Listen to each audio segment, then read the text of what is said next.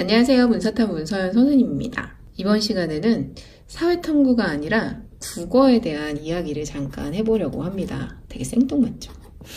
국어 중에서도 비문학에 대한 이야기를 잠깐 해보려고 합니다. 지금은 독서라고 하지요. 왜냐면 선생님 잠깐 어렸을 때 이야기예요. 선생님이 어렸을 때 시험 전날 책을 읽고 가면 성적이 거의 만점에 가까운 점수가 나왔어요. 그리고 책을 읽고 가지 않으면 시험 전날이죠, 그냥 성적이 나오지 않았습니다.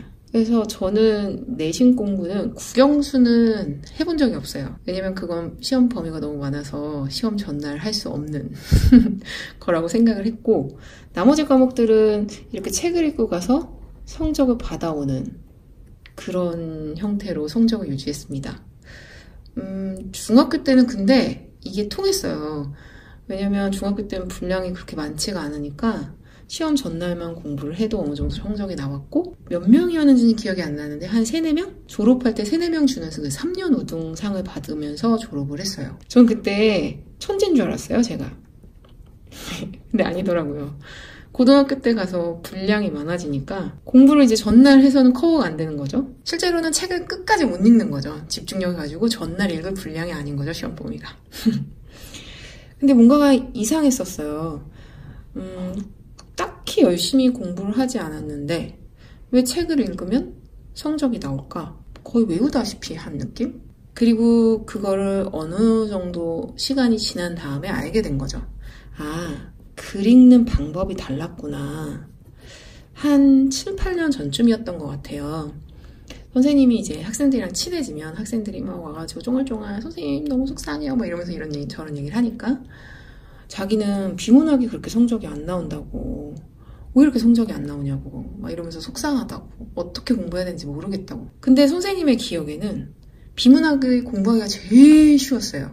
왜냐면 이건 딱히 노력을 안 들여도 성적이 나오잖아요. 왜냐? 비문학 지문이 이렇게 있으면 여기에 다 지문에 내용이 있고 여기 이제 퀘스천 문제들이 있잖아요. 그럼 이건 뭐냐? 나한테는 오픈북이었던 거야. 왼쪽에 글이 있어. 야, 여기서 질문하는데 이 오픈북인데 왜 틀려? 이제 여기서부터 선생님이 뭔가 알아차린 거죠. 아, 글 읽는 법이 다르다라는 게 무엇을 의미하는지. 그때부터 시작이었던 것 같아요. 한 그 7, 8년 전에 그래서 그 학생에게 선생님의 글 읽는 방법을 알려주기 시작한 것들. 선생님은 실제로는 이과를 나왔거든요. 제일 좋아하는 과목은 수학이었고 성적이 제일 좋은 거는 국어였고, 왜냐면 수학도 노력하지 않으면 성적이 안 나오는데 국어는 노력하지 않아도 문법 이런 거 좀 빼놓고는 성적이 나오거든요. 그리고 영어를 제일 못했어요. 사탐, 과탐은 선생님 때는 그때 다 봐야 되는 거라서 그냥 공부한 만큼 나왔지 않았나? 라는 생각은 하는데 기억은 잘 안 나요. 그러니까 별로 중요하게 생각하진 않았던 것 같아요. 이제 이 글읽기법의 시작이 이 국어인데 이게 잘 돼 있으면 모든 공부의 근간이 되거든요. 요즘에 좀 이런 거를 재능충이라고 부르더라고요. 근데 이게 재능충이라기보단 연습을 통한 몸의 익힘? 선생님 어렸을 때 책을 정말 좋아했었거든요. 어떤 책이냐? 영웅문이라는 무협지 막 장풍 쏘고 막 김용 작가가 쓴 이런 책을 엄청 좋아했었어요. 왜냐면 너무너무 재밌었거든. 근데 이렇게 책 읽는 게 몸에 있다 보니까 아마 국어의 비문학을 잘한 거지 않을까라는 생각을 지금은 하지요. 그러면 선생님 저는 어렸을 때 책도 안 읽었어요. 선생님 저는 그러면 지금 책을 읽기 시작할 때 너무 오래 걸리는 것 같아요. 그러면 지금 이걸 극복할 수 있는 방법은 없나요? 있습니다. 선생님이 어떻게 책을 읽었는지 오늘 알려줄게요. 그리고 선생님이 7, 8년 동안 매해마다 이거를 알려주는 학생들이 있어요. 선생님도 모든 학생들에게 다 알려주지는 않고 아이가 궁금해할 때 알려주게 되니까. 근데 이게 진짜 통하면 그 다음날부터 성적이 확 올라요. 왜냐면 이건 어떤 지식으로 되는 게 아니라 방법 그리고 그 본질 이런 부분이기 때문에 그걸 깨우치기만 하면 확 변하는 거죠. 앞에 너무 썰이 길었죠? 그런데 선생님이 왜 이렇게 글 읽기법을 생각하게 되었는지 그 과정을 얘기해주고 싶었어요. 어떻게 보면 재능충이겠죠? 노력하지 않았는데 성적이 나왔어요. 근데 이런 과정들이 있었던 거죠. 자, 이제 시작해봅니다. 이건 독서, 즉 국어 비문학의 본질입니다. 도대체 비문학이 무엇인지, 독서가 무엇인지 선생님과 함께 이야기 나눠보는 시간입니다. 자, 봅니다. 여기에 나라는 존재가 있어요. 이 나라는 존재가 있고 이 나 밖에는 세상이 있는 거죠. 여기서부터 시작이에요. 이 세상의 많은 것들을 나 안으로 가지고 오는 게 공부입니다. 나중에 공부의 본질, 실제로 여기 읽기법이 공부 본질이 한 7, 80%를 차지하긴 하지만 공부의 본질로만으로도 선생님이 따로 영상을 한번 찍어볼게요. 어쨌든 이렇게 세상에 있는 이야기들을 혹은 세상에 있는 것들을 내 안으로 가지고 와서 이렇게 쌓는 것, 우린 이걸 공부라고 할 수 있어요. 그래서 선생님이 공부를 정의 내리기에 공부는 세상을 알아가는 것이라고 정의 내립니다. 자, 세상을 알아가는 거야. 근데 우리가 세상을 아는 이 방법, 이렇게 내 안으로 가지고 오는 이것은 상징을 통해서가 아니면 알 수 없습니다. 이게 도대체 무슨 말이에요? 즉, 말, 그리고 글자, 간혹 음악을 통해서도, 그림을 통해서도 우리는 이 세상의 것들을 띵이라고 볼 수 있겠죠? 세상의 것들을 내 안에 가져와 지식처럼 쌓을 수 있지만 실제 가장 강력하게 이 세상을 가지고 오는 방법은 글자입니다. 이렇게 요 세상을 가지고 오는 힘 있죠? 이 힘이 너 얼마나 되니? 라고 묻는 게 독서입니다. 그러니 비문학은 지식을 많이 알아야지, 배경 지식을 많이 알아야지 성적이 잘 나오나요? 아니에요. 왜냐? 어떤 새로운 것들이 또 있겠죠? 그 어떤 새로운 것을 내 안으로 끌고 오는 힘, 곰곰이 보면 글자가 중요한 것이 아니라 세상이 중요한 거죠. 이 세상의 것들을 내 안으로 가지고 와서 지식화시키는 그 능력이 독서입니다. 그러니 이건 글자에 집중하는 순간 세상은 안 보이고 글자만 보여요. 진짜 집중해야 되는 건 세상인 건 거죠. 자, 다시 시작입니다. 공부란 세상의 어떤 것들을 가지고 와서 내 안에 쌓는 것. 그런데 독서라는 것은 그것을 얼마나 잘하는지를 묻는 그 능력입니다. 비문학이 어려운 이유는 아이들은 어떤 글을 만납니다. 그 지문을 만나게 됐었을 때 그 지문은 세상을 얘기하고 있는데 글자만 집중하죠. 그래서 글을 잘 읽으면 세상이 보입니다.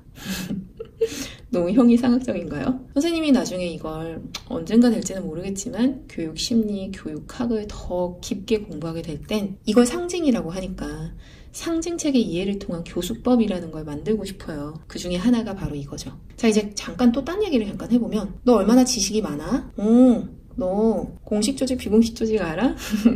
너 자문화중심주의, 문화 사대주의 알아? 이렇게 어떠한 지식을 묻는 것들은 사탐, 과탐이 되는 거예요. 야, 너 지구가 몇 번째 행성인지 알아? 야, 역사적으로 세종대왕이 뭐 만들었는지 알아? 이건 지식을 묻는 겁니다. 그런데 이것처럼 독서를 공부하면 안 되죠. 독서는 글자를 통해 세상을 보는 그 힘을 묻는 거거든요. 선생님이 이렇게 얘기를 해도 너무 뜬구름 잡는 이야기라고 느낄 수 있어요.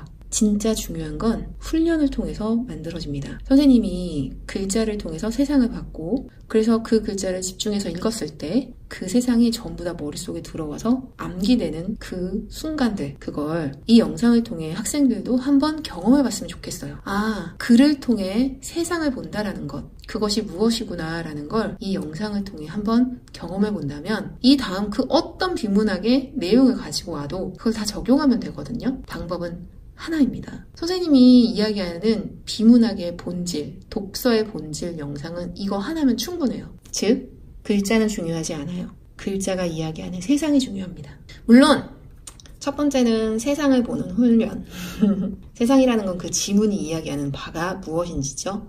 세상을 보는 힘. 이걸 키우는 게 첫 번째입니다. 근데 실제로는 현실은 얘기해 줄게요. 원래 이것만 잘 되면 되거든요. 근데 2017학년도 6월 모의평가 콘크리트 지문부터 평가원의 출제 방향성이 바뀌었습니다. 이 짧은 글에 어마어마한 정보가 숨어져 있어요. 그래서 정보를 찾는 건 이것도 연습, 좀 이건 스킬적인 부분에 연습을 해야 될 필요가 있어요. 그래서 이 부분은 선생님이 오늘의 그 독서의 본질, 비문학의 본질이 끝난 다음에 다음 영상에서 다루도록 할게요. 자, 이제 선생님과 함께 글을 통해 세상을 만난다라는 것이 무엇인지 경험해보는 시간입니다. 자, 이제 독서 그리고 비문학의 본질을 직접 경험해보는 시간입니다. 선생님이 더보기란 그리고 고정 댓글에 링크를 걸어둘게요. 그러니까 그 지문 꼭 다운받아서 이거 공부 같이 하셔야 돼요. 아까 선생님이 했던 말 기억나시죠? 글자는 중요하지 않습니다. 세상이 중요합니다. 자, 선생님이 첫 번째 문장을 여기에 적어줄게요. 그러면 한번 학생 스스로 읽는 시간을 가져보도록 합니다.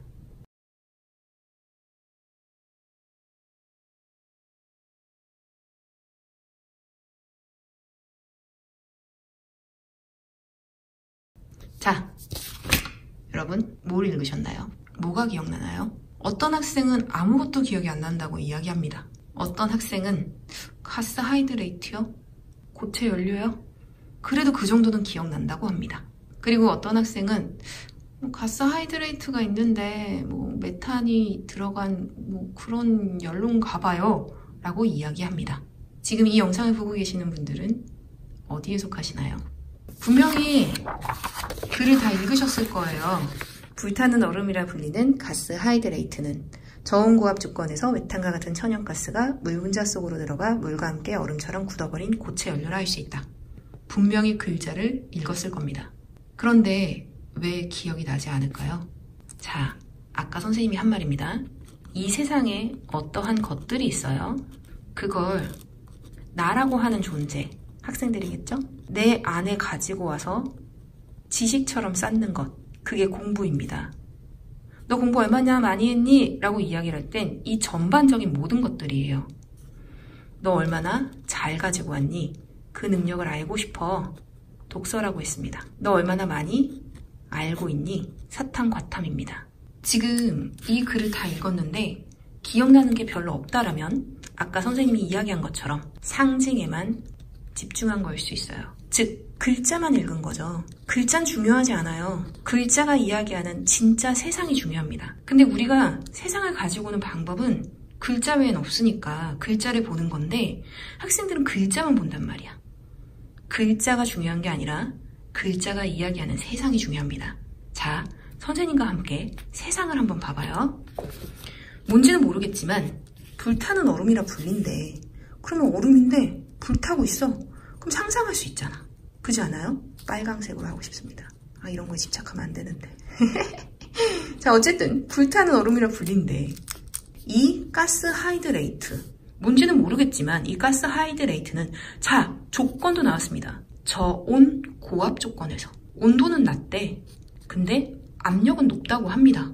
만약에 배경 지식이 많으면 세상의 것들을 가지고 올 때 더 많이, 더 빨리 가지고 오는 건 사실 맞아요. 저온의 효과는 고압의 효과와 같아요. 저온이 되면 기체는 액체가 되지요. 액체는 고체가 됩니다. 온도가 낮아질수록 이렇잖아요. 고압도 마찬가지예요. 그래서 브루스타라고 하는 거, 부탄가스 있나? 이렇게 확 흔들 땐 액체로 소리가 들리지만 실제로 밖으로 나왔을 땐 압력이 낮아져서 기체가 되죠. 즉, 온도가 낮아지는 효과 그리고 압력이 높아지는 거는 같은 결과를 낳죠. 근데 이거 몰라도 이 조건이래잖아. 온도는 낮고 압력은 높대요. 이 조건에서 메탄과 같은 천연가스가 뭔지는 모르겠지만 이것도 우리는 문장 구조에서 읽어줄 수 있어. 메탄과 같은 천연가스라는 건 천연가스 안에 메탄이 있는 거죠. BTS와 같은 댄스가스가 이런 거? 그러니 잘 생각해봐요. 불타는 얼음이라 불리는 가스 하이드레이트. 온도는 낮고 압력은 높은 상태인데 뭔지는 모르겠지만 이걸 메탄이라고 하면 메탄과 같은 천연가스가 물 분자 속으로 들어가 물과 함께 얼음처럼 굳어버린 고체 연료래. 즉, 이 글쓴이가 여러분에게 이야기하고 싶었던 건 이 가스 하이드레이트라고 하는 세상이었어요. 불타는 얼음이라 불리고 있다는 거. 이것은 참 차갑고 저온, 고압, 압력은 높고 메탄과 같은 천연가스가 물 분자 속으로 들어가 물과 함께 얼음처럼 굳어버린 고체 연료죠. 글자가 중요한 게 아니라 세상이 중요한 겁니다. 우리가 세상을 보는 건 글자 외에 방법이 없으니까. 그래서 글을 보고 있으면 공부하나 보다. 아니, 글자만 보면 어떡해. 세상을 봐야죠. 자, 여기서 선생님, 이 메탄을 꺼내고 싶어. 그러면 온도는 어떻게 해줘야 될까요? 이 상태가 어떠니까? 저온 고압이래. 그러니까 이걸 풀어주려면 온도는 높여줘야 되겠죠? 압력은 낮춰줘야 되겠죠? 추론 문제입니다. 이해가 되어야지 추론을 풀지. 그렇지 않나요? 한 문장만 읽어도 이 정도의 세상이구나 라는 걸 아이들을 받아오는 아이들이 있어요. 그럼 이 뒤부터는 쉽습니다. 여러분들도 이제 확인할 수 있어요. 스스로 읽어보는 거예요. 그리고 글자가 중요한 게 아니라 세상이 중요한 겁니다. 세상에 집중해서 읽어야 돼요. 비대면적으로 영상으로 선생님이 이거를 전달하려고 하다 보니 어쩔 수 없이 선생님이 말을 할 수밖에 없어요. 하지만 선생님이 읽는 이 형태가 학생들이 눈으로 보는 것보다는 속도가 더 느리거든요. 그런데 그 이야기는 학생들은 눈으로 더 잘 읽을 수 있다는 얘기죠. 자, 이제 읽어갑니다. 따라서 온도를 올려주거나 나왔어 벌써 그지? 압력을 낮춰주면 얼음 상태가 물로 변하는데 이 과정에서 가스가 나온다. 이때 나오는 가스의 90% 이상이 메탄이고, 이제 상상이 되죠? 메탄이 뭔가 나오는데 90%래. 그리고 나머지는 이산화탄소이다. 상상하면서 읽는 겁니다. 이 중 천연가스인 메탄은 현재까지 밝혀진 가스 하이드레이트의 매장량을 통해 볼 때 인류 전체가 500년가량 쓸 수 있는 양이며, 이를 생산할 때 나오는 유해물질 이산화탄소는 화석연료를 생산할 때의 절반 수준에 지나지 않는다. 이런 점 때문에 가스 하이드레이트는 차세대 에너지원으로 부상하고 있다. 따란 학생들, 애기들 기억나나요? 우리는 뭐에 대해서 읽었지? 불타는 얼음이라고 불리는 가스 하이드레이트에 대해서 읽었습니다. 상태는 무슨 상태래? 저온 고압이래. 그래서 얘를 온도를 그렇죠. 높여주거나 압력을 낮춰주면 얘가 나온대. 나오는 것에 몇 퍼센트가 메탄? 그렇습니다. 90%. 나머지는 뭐? 이산화탄소입니다. 자, 이거 나오면 인류 전체가 몇 년 쓸 수 있대요? 500년 쓸 수 있대. 굳이 암기하려고 노력하지 않아도 세상을 잘 보면 외워집니다. 이해하면 굳이 암기하지 않아도 세상이 따라온다라는 이 이야기가 바로 이 이야기거든요. 자, 이제 글자가 중요한 게 아니라 세상이 중요한 걸 알았죠? 자, 이제 이 방법으로 나머지 문단도 한번 읽어봅니다. 가스 하이드레이트에서 메탄을 생산하는 방법에는 온도를 높이는 열수주의법과, 자, 여기서 또 하나. 이쯤 오면, 선생님의 생각이에요. 이쯤 오면 열수? 단어에서 느껴지는 바가 있어. 뭔가를 처음 듣는 이야기야. 열수주의법을 이 문장 보기 전에 아는 학생들이 몇이나 될까요? 근데 이때쯤 오면 느낌이 있어 벌써. 열수? 열? 뜨거운? 수? 물? 이 정도까지의 느낌을 가지고 읽는 학생과 열수주의법 글자만 보는 학생과는 어마어마한 차이가 있습니다. 열수주의법, 온도를 높이는 방법에 또 압력을 낮춰주는 감압법이 있다. 아, 압력을 감소시키는 거구나. 여기서부터도 계속 상상입니다. 실제 세상을 보는 거예요.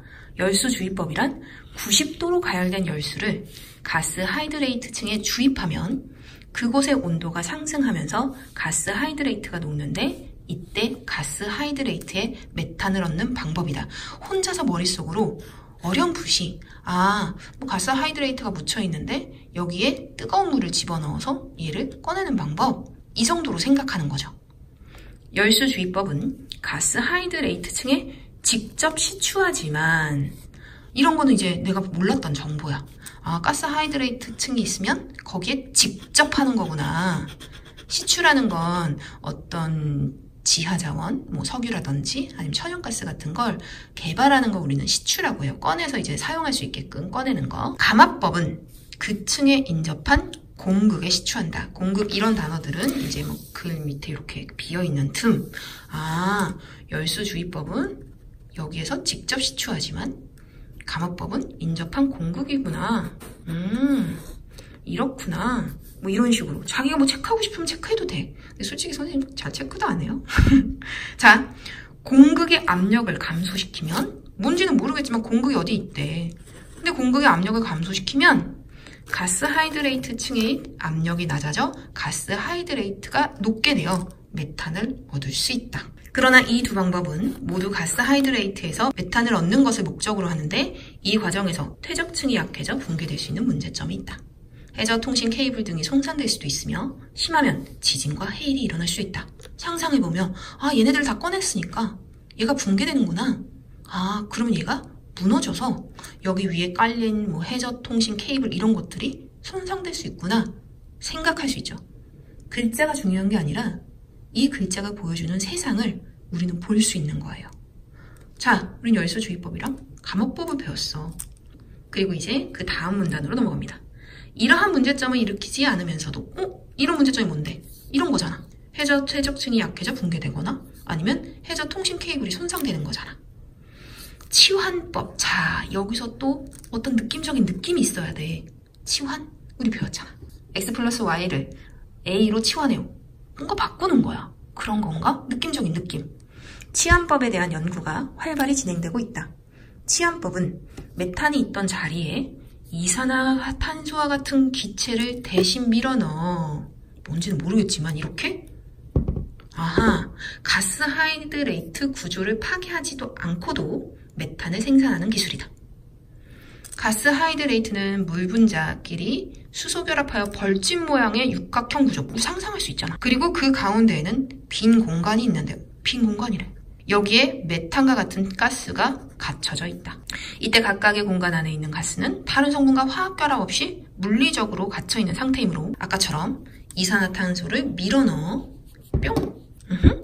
예, 메탄을 얻을 수 있는 것이다. 이러한 구조는 큰 공간과 작은 공간이 3대1의 비율. 아, 뭔가 이게 큰 게 있구나. 선생님은 애기들 보여주려고 이렇게 그리지만 애기들 같은 경우는 상상 속으로 읽으면서 이거를 상상하는 거죠. 3대1로 되어 있구나.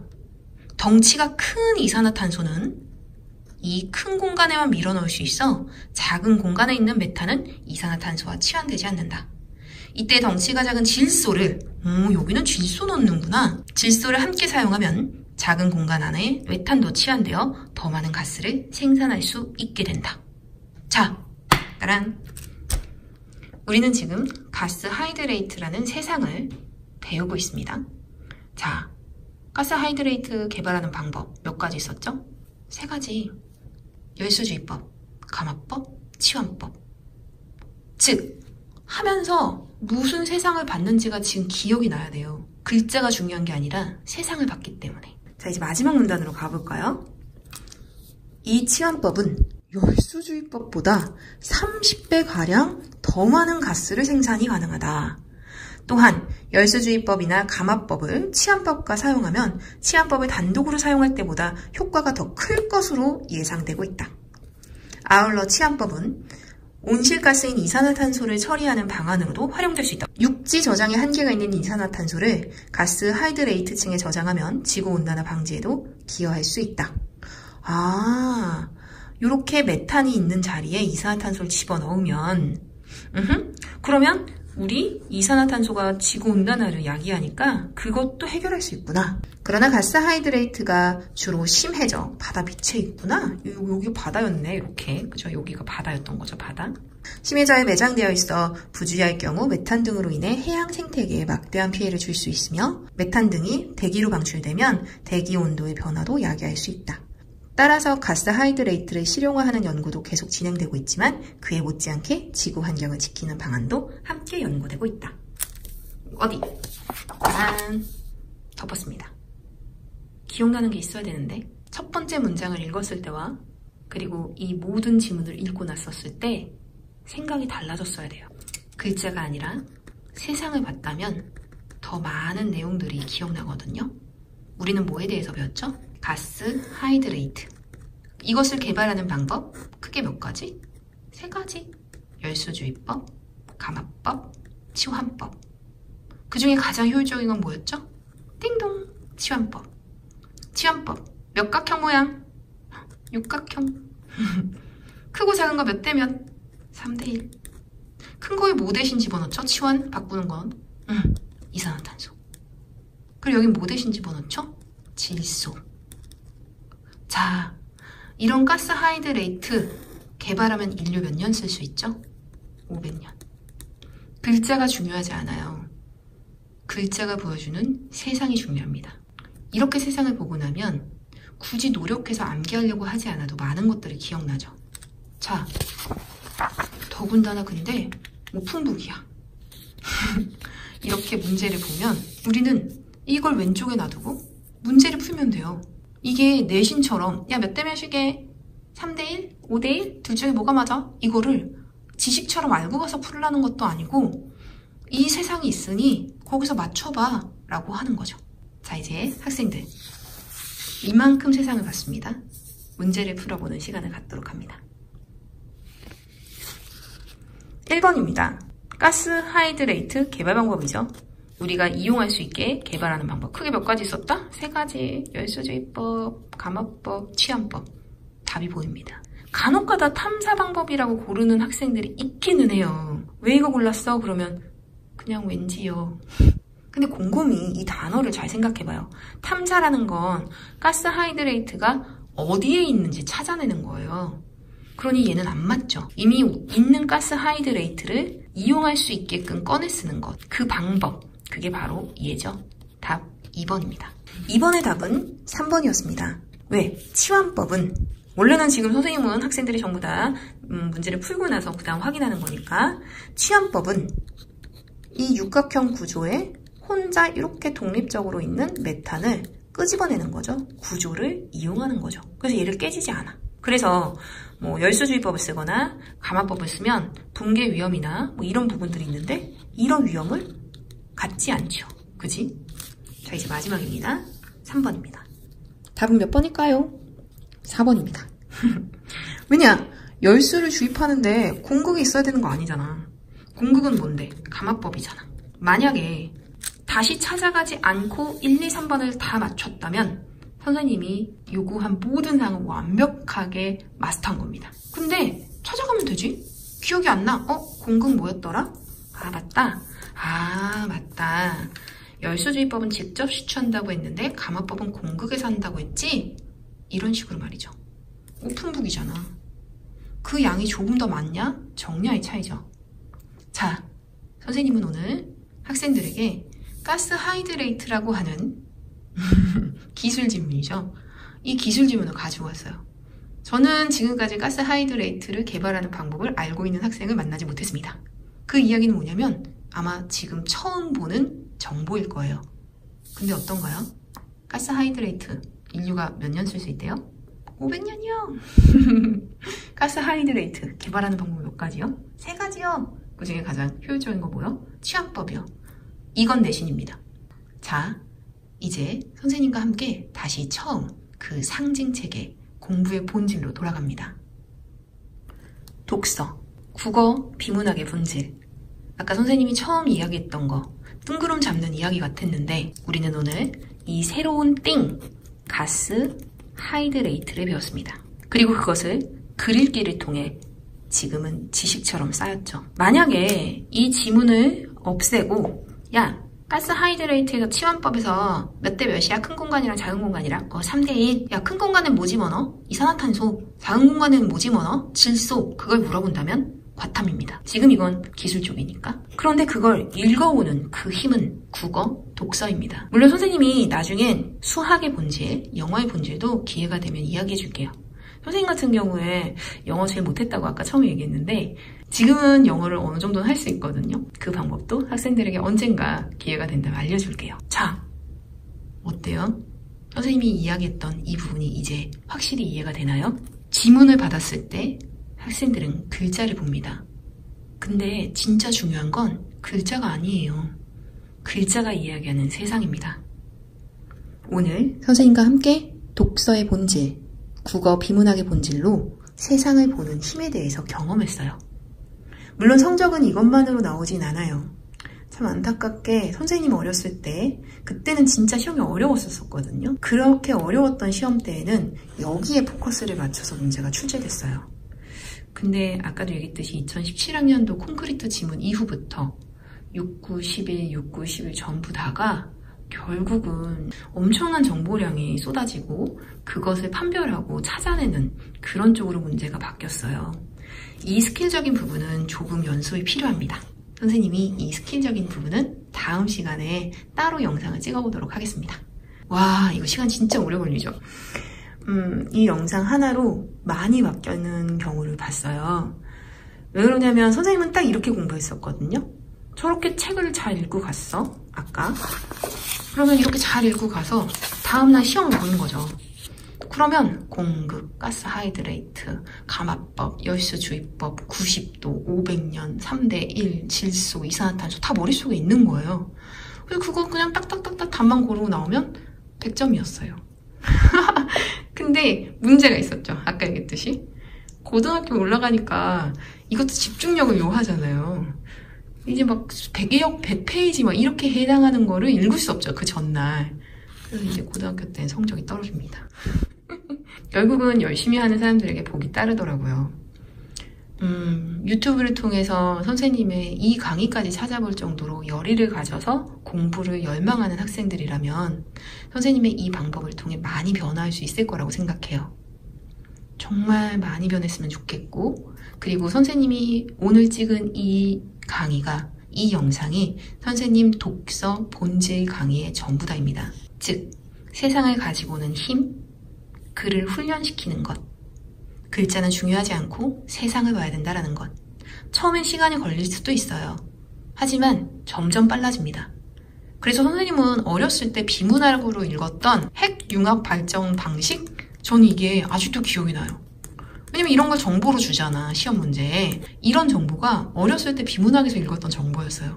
그리고 지금은 이렇게 가스 하이드레이트도, 그리고 읽는 족족 전부 다가 지식이 되죠. 지식이 많을수록 실제로 잘 읽어오는 것도 맞아요. 하지만 이제 시작한다고 늦었다? 아닙니다. 조금 더 많은 연습이 필요하기는 해요. 하지만 제대로 된 방법으로 연습한다면 정말 좋은 결과가 따를 거예요. 이건 지식을 물어보는 것이 아니라 어떻게 공부하는지에 대한 그 깨우침만 있으면 확 변할 수 있는 거거든요. 오늘 선생님이 교재 막바지 작업을 하다가 좀 쉬고 싶다 라고 해서 또 오늘 영상을 하나 찍어봅니다. 이 영상이 정말 많은 학생들에게 도움을 줬으면 하는 바람입니다. 문쌤이 여러분을 응원합니다. 다음 시간에 또 만나요.